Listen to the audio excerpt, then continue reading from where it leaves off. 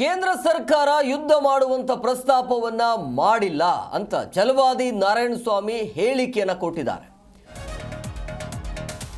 ಕೇಂದ್ರ ಸರ್ಕಾರ ಯುದ್ಧ ಮಾಡುವಂತ ಪ್ರಸ್ತಾಪವನ್ನ ಮಾಡಿಲ್ಲ.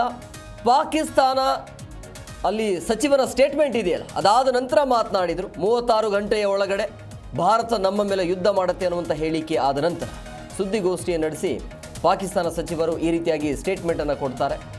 ಸೊ ಇದಕ್ಕೆ ಛಲವಾದಿ ನಾರಾಯಣಸ್ವಾಮಿ ಅವರ ಸ್ಟೇಟ್ಮೆಂಟ್ ಏನು ಅಂತಂದರೆ, ಪಾಕಿಸ್ತಾನದವರಿಗೆ ಕಾಂಗ್ರೆಸ್ನವರು ಹೇಳಿರಬೇಕು, ಭಾರತ ಯುದ್ಧ ಮಾಡುತ್ತೆ ಅಂತ ಕಾಂಗ್ರೆಸ್ ಹೇಳಿರಬೇಕು ಅವರಿಗೆ. ಸೊ ಹಂಗಾಗಿ 36 ಗಂಟೆಯ ಒಳಗಡೆನೆ ಯುದ್ಧ ಮಾಡುತ್ತೆ ಅನ್ನುವಂಥ ಅವರಿಗೆ ಮಾಹಿತಿ ಹೋಗಿರಬಹುದು ಅಂತ ಈ ರೀತಿಯಾಗಿ ಹೇಳಿಕೆಯನ್ನು ಕೊಟ್ಟಿದ್ದಾರೆ.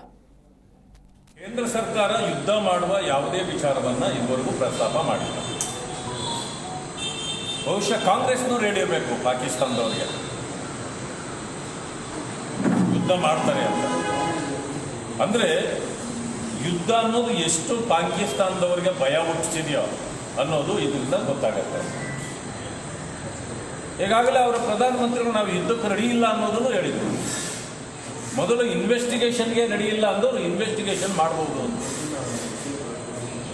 ಅಂದರೆ ಇದೆಲ್ಲ ISIನ ತಂತ್ರ ಅನ್ನೋದು ಈಗ ದೇಶಕ್ಕೆ ಅರ್ಥ ಆಗಿದೆ.